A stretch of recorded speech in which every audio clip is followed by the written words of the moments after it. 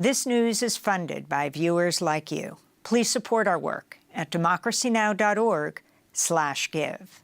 This is Democracy Now!, democracynow.org. I'm Amy Goodman. Surviving war and HIV, queer, HIV-positive, and running out of medication in Gaza. That's the headline of an Intercept piece. We end today's show with a powerful new report that tells the story of ES, a 27-year-old who lives with his mother and younger brother in Gaza City and who is HIV positive. He says he agreed to speak with The Intercept using an assumed name in order to, quote, avoid community stigma and targeting by the Israeli authorities, unquote. We're joined now by two reporters who wrote the piece. Stephen Thrasher is inaugural Daniel H. Renberg Chair of Social Justice, focused on the LGBT community at Northwestern University's Medill School. He's author of The Viral Underclass, The Human Toll When Inequality and Disease Collide. And here in New York, Afeef Nessouli is with us, journalist, host of With Afeef Nessouli. He's reported from the occupied Palestinian territory since 2011. We welcome you both to Democracy Now! Afeef, let's begin with you. Tell us this young man's story in Gaza right now. So this young man reached out to me in March and basically had found my reporting online, on Instagram. I had been sort of helping queer people in Palestine, sort of amplifying their voices. He reached out in a DM and said, listen, I've seen your work and I'm queer and I'm Gazan and I'd really like to talk to you about something and clear my mind.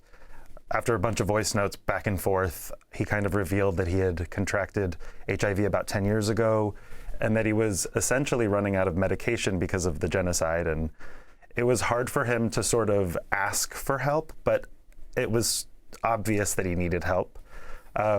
He was in northern Gaza at the time. I changed his name, obviously, for his protection, and he would tell me things about his cats, his art, his mom, his brother, his belief in God, his queerness, and all of these really deep things, but he never really asked for help until things were getting worse and worse, and he was always sort of 1 or 2 months away from medication. He was getting medication from different sources in northern Gaza. Like the group GLIA. Like the group GLIA, who was trying to coordinate medication for all sorts of different kinds of people there.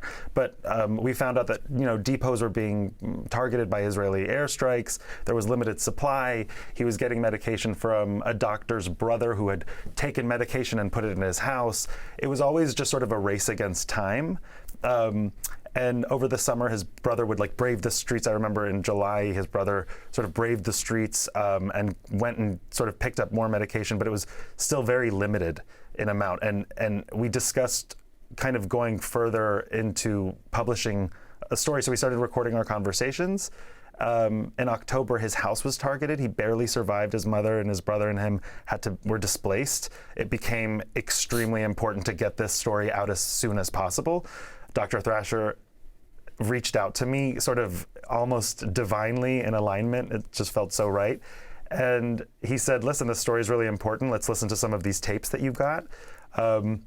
And we started pitching it out in the interim. Tarek Lubani of GLIA had reached out to me and he's a Palestinian-Canadian physician? Yes, the Palestinian-Canadian physician with GLIA reached out to me to basically say, listen, I've seen your stuff. I've seen this story. I want to help in any way I can. It was really hard because there were so many times in which Tarek tried to get medication in, got confiscated at one point. His NGO got banned at one point because of appearing in an article in the New York Times. It was just like bad news after one thing after the next, but ES was simply unwavering in his faith. He walks with a walker. He's confined to a walker because he also contracted neurosyphilis. He had years on and off of care in Gaza. There was a lot of sort of stigma from his family, a lot of complications sort of with shame. But in the same token, there were a lot of doctors in Gaza who helped him unconditionally, a lot of people who really saved his life. So in any place, there's homophobia and there's also unconditional love. What does Queering the Map mean?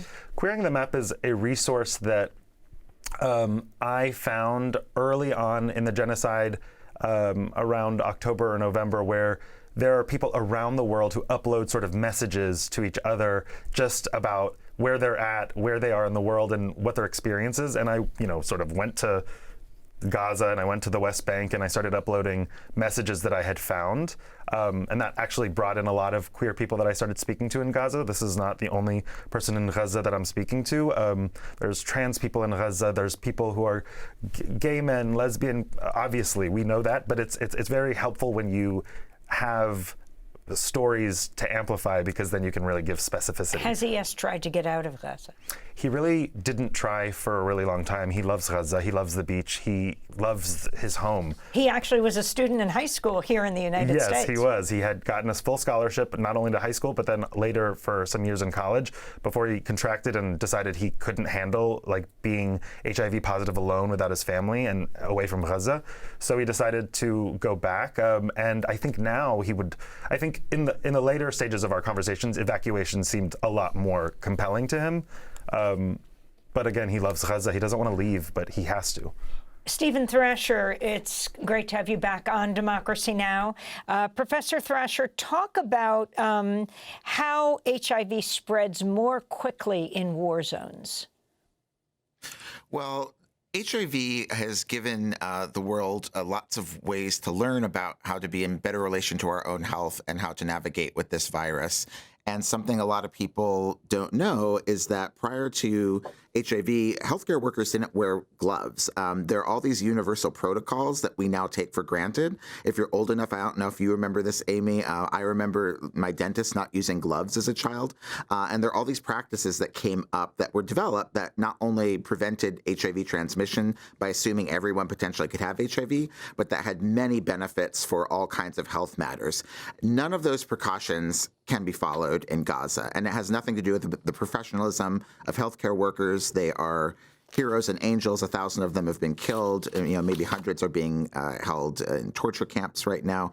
But when you don't have clean water, when you don't have gloves, when you have people with open wounds on blood-soaked floors, when you have people who not only lack gloves but lack medical training, trying to save their neighbors after bombings, when there's so many shrapnel wounds, you cannot contain HIV or hepatitis or any bloodborne illnesses. And the genocide is making it impossible to get medication to people like ES, whose story is so touching and beautiful and what he's gone through to try to get medication. But the occupation itself keeps ideas, medicine, practices from being able to easily come into these places. And so what we're seeing in Gaza around HIV speaks to other diseases as well, but it's also illustrative of what happens in war zones. In Ukraine and Russia, where there is more empirical data, we can already see that there are heightened levels of HIV and AIDS in both of those countries and in neighboring areas because of so much displacement, because universal protocols are not being used, and because public health infrastructures are really breaking down. Stephen Thrasher, we only have 2 minutes, but can you explain what pinkwashing is and its relevance to what's happening in Gaza now? Pinkwashing is something that the United States and Israel use to say that we are the only safe countries for LGBTQ people because we make LGBTQ people safe in our countries. And it erases the queer people who are in places like Palestine. In Israel, they don't have same-sex marriage. They have all kinds of homophobia as well. But certainly Palestinians are not safe in Israel because they are not full citizens. And within Palestine, there is a erasing of the queer people who are there. As Afeef was saying, Queering the Map shows that there are queer people there. And as ES said, he invoked the phrase "silence equals death," and we can't be silent about the queer people who are in Gaza. They need our help. People who are living with HIV need our help. And even though they do deal with homophobia and things in their society, it's been very touching to see how many healthcare workers have been trying to help them. The Gaza Ministry of Health is talking to them is like talking to the New York City Department of Health. They're extremely on top of trying to help people with HIV. They proactively went to the people living with HIV throughout Gaza right at the beginning of the genocide and tried to get them 3 months of medication. And pinkwashing pretends like those people don't exist when we need to be in solidarity with them and protect them. And I hope, if anything, from our story, LGBTQ people around the world will see ES and see that there are queer people there and will want to help their queer siblings.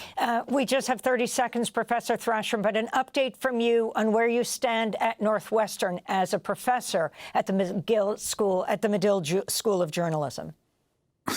I can't say anything publicly now. I hope I can soon, but I'm very happy with the direction things are going. I hope to be teaching again very soon, and yeah, I hope to have more news for you soon. But I'm feeling good about where things are going, and I really appreciate all the support people watching Democracy Now! From around the world have shown me during this difficult time. Stephen Thrasher, I want to thank you for being with us from Chicago, a professor at the Medill School of Journalism, focusing on social justice at Northwestern University, co-author with Afeef Nessouli of the Intercept piece, Surviving War and HIV, Queer, HIV-Positive, and Running Out of Medication in Gaza. That does it for our show. I'm Amy Goodman. Thanks so much for joining us. Democracy Now! Is funded by viewers like you. Please give today at democracynow.org/give.